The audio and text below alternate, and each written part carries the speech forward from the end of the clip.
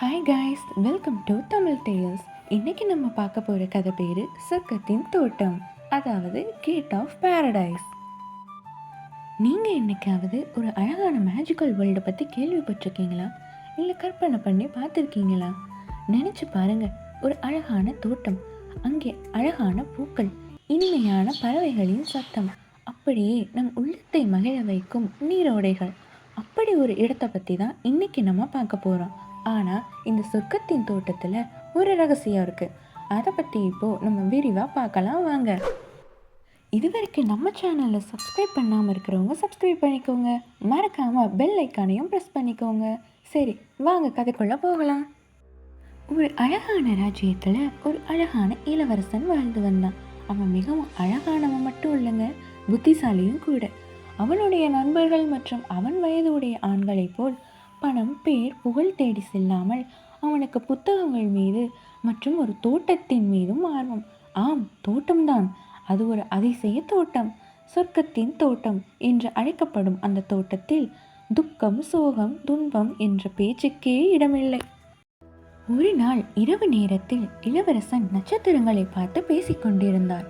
இந்த அழகிய தோட்டத்தை மட்டும் என்னால் பார்க்க முடிஞ்சதுன்னா அப்படின்னு அவன் சொல்றப்பவே யாரோ அவனை கண்காணிப்பது போல் இருந்தது. திடீரென்று கிழக்கு பக்கம் இருந்து காற்று வேகமாக அடிக்கத் தொடங்கியது. அதில் இருந்து ஒரு ஆவி தென்பட்டது. அதன் கண்களை பார்க்கும் பொழுதே அது மிகவும் வயதானது போல் இருந்தது. அதற்கேற்ற குரலுடன், இளவரசே, நான் உன் விருப்பத்தை கேட்டுக்கொண்டிருந்தேன். நான் அந்த அழகிய தோட்டத்தை பார்த்திருக்கிறேன். உனக்கு தைரியம் இருந்தால் வா, என்னுடன் அழைத்துச் செல்கிறேன் என்றது. இளவரசனின் இதயம் சற்று வேகமாக துடித்தது. அவன் மனம் அவனை கேள்வி கேட்டது, இது போன்ற ஒரு வாய்ப்பை தவிர்க்கப் போகிறாயா என்று. அந்த கிழக்கு காற்றுடன் இளவரசன் தன் பயணத்தை தொடங்கினான்.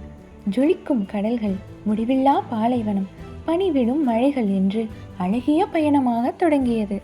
தூரத்தில் ஒரு தங்க நகரம், மயக்கும் காடுகள் தென்பட்டன. காற்று அப்பொழுது சொன்னது, நீ எதிர்பார்த்து காத்திருந்த காடு வந்துவிட்டதென்று. மரகத கதவுகளால் ஆன சொர்க்கத்தின் தோட்டத்தின் வாயிலில் அளவு கடந்த மகிழ்ச்சியுடன் நின்றான். அந்த மரகத கதவுகளில் காவலுக்காக நின்று கொண்டிருந்தது ஒரு பெண். அவள் போன்ற அழகிய பெண்ணை அவன் பார்த்ததே இல்லை. அந்த பணிப்பெண் அவனை அழைத்து கொண்டு உள்ளே சென்றாள். அவனுக்கு சிறந்த வரவேற்பை அளித்தாள். ஆனால் ஒரு நிபந்தனையும் சொன்னாள். நீ இந்த தோட்டத்தை ரசிக்கலாம், ஆனால் இங்கு இருக்கும் அறிவு மரத்தின் பழத்தை மட்டும் சாப்பிடாதே என்றாள். அப்படி நீ விதியை மீறி அந்த பழத்தை பறித்து சாப்பிட்டால் அனைத்தும் அழிந்துவிடும் என்றாள். அதனை கேட்டுக்கொண்ட இளவரசன் மேலும் உள்ளே நுழைந்தான். வானவில் வண்ணங்களுடன் பறவைகள், நட்சத்திரம் போன்ற பூக்கள், நகைகளை போன்று ஜொலிக்கும் பழங்கள், இதனை கண்ட அவன் தனக்குள் நினைத்து கொண்டான், ஆஹா, இது அனைத்தும் உண்மையா என. ஆனால் அவன் ஆர்வம் அந்த அறிவு தரும் பழம் மீது இருந்து கொண்டே இருந்தது. ஒரு நாள் இரவு முழு நிலவின் போது அவன் ஆர்வம் கொள்ளாமல் மெதுவாக அந்த மரத்தின் சென்று அந்த கனியை பறித்து கடித்தான். சட்டென்று வானம் கருமையானது, நிலம் அதிர்ந்தது, தோட்டம் மறைய ஆரம்பித்தது. அப்பொழுது அந்த பணிப்பெண் தோன்றினாள். அவள் முகம் நிறைந்த சோகம். அப்பொழுது அவள் சொன்னாள், நீ விதியை மீறிவிட்டாய். இனி இந்த சொர்க்கத்தில் கதவு உனக்கு நிரந்தரமாக மூடப்படுகிறது என்று கூறி மறைந்தாள்.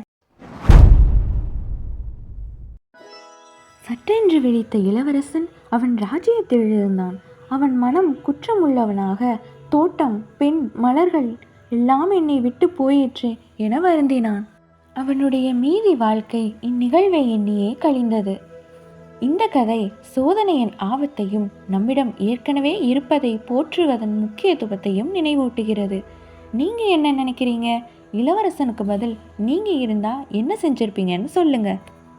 இது வரைக்கும் இந்த வீடியோவை பார்த்துக்கிட்டு இருந்த உங்கள் எல்லாருக்குமே ரொம்ப நன்றி. இது மாதிரி வேறு என்ன வீடியோ வேணும்னு மறக்காமல் கமெண்ட் பண்ணுங்கள். தேங்க்ஸ் ஃபார் வாட்சிங். பாய்.